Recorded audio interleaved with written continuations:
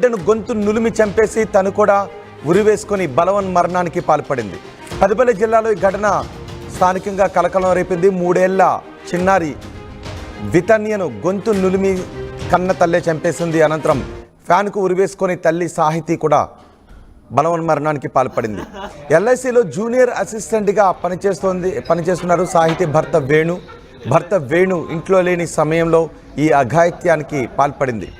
కన్న కూతుర్ని చంపి ఆమె కూడా బలవన్మరణానికి పాల్పడింది.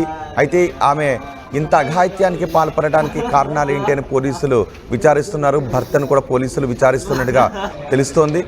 ఒకసారి ఈ ఘటనపై ఎవరేమన్నారో చూద్దాం.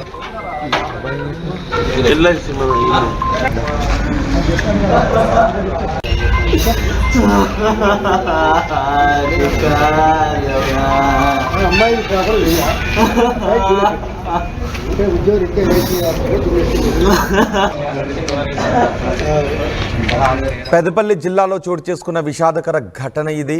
భర్త ఇంట్లో లేని సమయంలో కన్న బిడ్డను చంపేసి తను కూడా ఫ్యాన్కు ఉరివేసుకుని బలవన్మరణానికి పాల్పడింది ఒక తల్లి సాహితీ భర్త ఎల్ఐసిలో పనిచేస్తున్నారు. ఎల్ఐసిలో జూనియర్ అసిస్టెంట్గా పనిచేస్తున్నాడు. అయితే ఇంట్లో తను లేని సమయంలో ఇంత అఘాయిత్యానికి ఎందుకు పాల్పడింది అనే విషయంపై పోలీసులు ఆరా తీస్తున్నారు. భర్త మాత్రం కన్నీరు మున్నీరుగా విలపిస్తూ ఉన్నాడు. మా ప్రతినిధి చంద్రశేఖర్ ఉన్నారు పూర్తి సమాచారం అందించడానికి. చంద్రశేఖర్, ఈ ఘటనకు కారణం ఏంటి? భర్త ఏం చెబుతూ ఉన్నాడు? పెద్దపల్లి జిల్లా కేంద్రంలో టీచర్స్ కాలనీలో జరిగినటువంటి ఈ విషాద ఘటనకు సంబంధించి పోలీసులు ఆరాధిస్తున్నారు. ఆ కుటుంబ సభ్యులు మాత్రం కూతురు వితన్య అలాగే ఆ తల్లి బలవన్మరణానికి పాల్పడినటువంటి దాన్ని షాక్ నుంచి తేరుకోలేకపోతున్నారు. అయితే గత కొంతకాలం నుంచి సాహితీ మానసిక పరిస్థితి సరిగా లేదు అని చెప్పేసి సమాచారం అందిస్తున్నటువంటి పరిస్థితి మనం గమనించవచ్చు. అయితే దీనికి సంబంధించినటువంటి ఈ క్రమంలోనే పోలీసులు ఆరాధిస్తున్నారు. సమగ్రంగా వివరాలు సేకరిస్తున్నారు. ఏం జరిగింది, అసలు ఎందుకు ఈ అఘాయిత్యానికి పాల్పడింది, భర్త ఇంట్లో లేనప్పుడు ఇట్లా జరిగింది అని చెప్పి సమాచారం అందుతుంది. జగిత్యాల ఎల్ఐసిలో వేణు ఉద్యోగం చేస్తున్నారు, అసిస్టెంట్ గా పనిచేస్తున్నారు. అయితే గత కొంతకాలం నుంచి వీరి మధ్యలో గొడవలు వస్తున్నాయి. తన కూతురి మృతికి భర్తే అత్తింటి వారి వేధింపులే కారణం అని చెప్పేసి వేదిరే గ్రామానికి చెందినటువంటి సాహితీ కుటుంబ సభ్యులు చెప్తున్నటువంటి పరిస్థితి. మొత్తం మీద ఈ 2 కుటుంబాలకు సంబంధించినటువంటి కుటుంబ సభ్యులు కన్నీరు మున్నీరుగా విలపిస్తున్నటువంటి పరిస్థితి విషాదాన్ని నింపింది. రోహిత్, పూర్తి సమాచారం మాత్రం పోలీసులు సమగ్ర విచారణలో తెలిసేటువంటి అవకాశం ఉంది. ఇటు భార్యాభర్తల మధ్య గొడవలు ఉన్నాయా? కన్న బిడ్డనే గొంతు నుండి చంపేసింది అంటే ఆమె ఆ సమయంలో ఏమనుకుని ఉంటుంది? ఏ తల్లి కూడా ఇంత అఘాయిత్యానికి పాల్పడదు. కానీ ఇటీవల మనం చూస్తున్నాం రకరకాల కారణాలతో కన్న బిడ్డలను చంపేస్తున్న తల్లులు బయటకు వస్తున్న ఉదంతాలు మనం చూస్తున్నాం. ఇక్కడ ఈమె కూడా కన్న బిడ్డను చంపి ఆమె కూడా బలవన్మరణానికి పాల్పడింది. మీరు అన్నట్టు రోహిత్, పూర్తిగా రోజు రోజుకు పెరుగుతున్నటువంటి ఈ ప్రవృత్తి అనేది చాలా విషాదాన్ని నింపుతుంది, కలకలం సృష్టిస్తున్నటువంటి పరిస్థితి. సమాజంలో కన్న కూతుళ్లను ఎప్పుడు ఎలా చనిపోతారు, ఎట్లా చంపుతారు, తల్లి చంపుతుందా తండ్రి చంపుతుందా, ఎవరి చేతిలో బలైతారు అనేటువంటి అనుమానాలు చాలా భయంకరమైనటువంటి విషాద ఛాయలు అలుముకుంటున్నటువంటి ఈ పరిస్థితిలో తన కూతుర్ని స్వయంగా కన్న తల్లి అల్లారు ముద్దుగా పెంచి పెద్ద చేయాల్సినటువంటి ఆ తల్లి చంపివేయడాన్ని విషాదాన్ని నింపింది. దీంతో ఏం జరిగింది, స్థానికులు మాత్రం సూసైడ్ లెటర్ రాసింది. ఆ సూసైడ్ లెటర్ పూర్తిగా బయటకు వస్తే వివరాలు మరింత తెలుసుకునేటువంటి అవకాశం ఉందని చెప్పి రైట్ చంద్రశేఖర్, మీరు కొద్దిసేపు అందుబాటులో ఉండండి. ఇదే విషయంపై సమాచారం అందించడానికి రాజ్ కుమార్ కూడా మనకు అందుబాటులో ఉన్నారు. రాజ్ కుమార్, పెద్దపల్లిలో జరిగిన ఈ ఘోర ఘటనకు సంబంధించి మీ దగ్గర ఉన్న సమాచారం ఏంటి? ఎందుకు కన్న తల్లి కన్న బిడ్డను చంపేసి ఆమె కూడా బలవన్మరణానికి పాల్పడింది? ఎటువంటి సమాచారం వస్తోంది?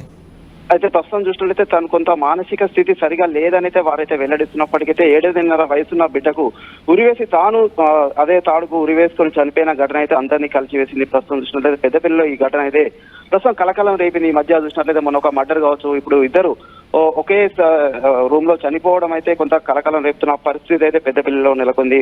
తన భర్త ఎల్ఐసి ఏజెంట్ గా అయితే పనిచేస్తున్నారు.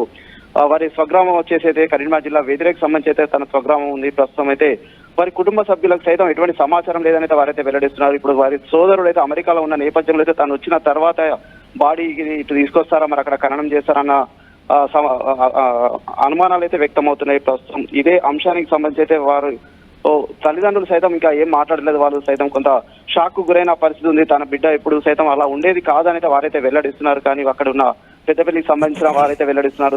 తనైతే కొంత భర్త ఏం చెప్తున్నాడు అంటే భార్య భర్తల మధ్య ఏదైనా విభేదాలు ఉన్నాయో, ఒకవేళ మానసిక పరిస్థితి బాగాలేదు అంటే వైద్యం చేయించాలి. గతంలో కూడా ఆమె ఇలాంటి ప్రయత్నం ఏమన్నా చేసిందా? అయితే వీరైతే మా కూతురు బాగానే ఉందని వెల్లడిస్తున్నారు. కానీ తన భర్త అయితే కొంత మానసిక స్థితి సరిగా లేకపోవడం వల్ల ఇలా చేసిందని అయితే తనైతే వెల్లడిస్తున్నట్లు కొంత సమాచారం అయితే అందుతుంది. ఎందుకంటే నేను అక్కడ పరిస్థితుల్లో నేనైతే జగిత్యాలకు వెళ్ళడం జరిగింది. తను ఎందుకు చేసుకుంది, ఏమైనా సమస్య ఉండని అతను చెప్తే నేను పరిష్కరించేవాడిని అని అయితే తనైతే చెప్తున్నప్పటికీ సైతం కొన్ని అనుమానాలు అయితే తనపై అయితే వ్యక్తం అవుతున్నాయి. తను ఏమన్నా అన్నాడా లేదంటే ఇంకా ఏదైనా కారణాలు ఉన్నాయన్న సైతంలో కోణంలో సైతం పోలీసులు అయితే దర్యాప్తు చేస్తున్నారు.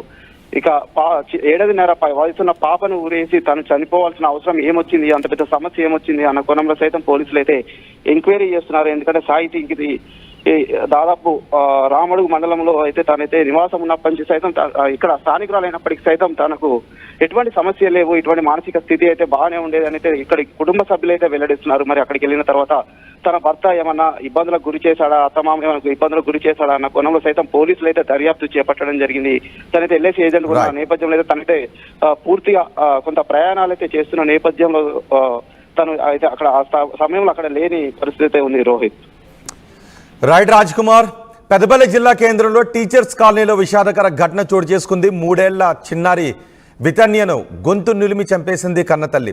ఆ తర్వాత తను కూడా ఫ్యాన్కు ఉరివేసుకొని బలవన్మరణానికి పాల్పడింది. ఆమె భర్త ఎల్ఐసిలో జూనియర్ అసిస్టెంట్గా పనిచేస్తున్నాడు.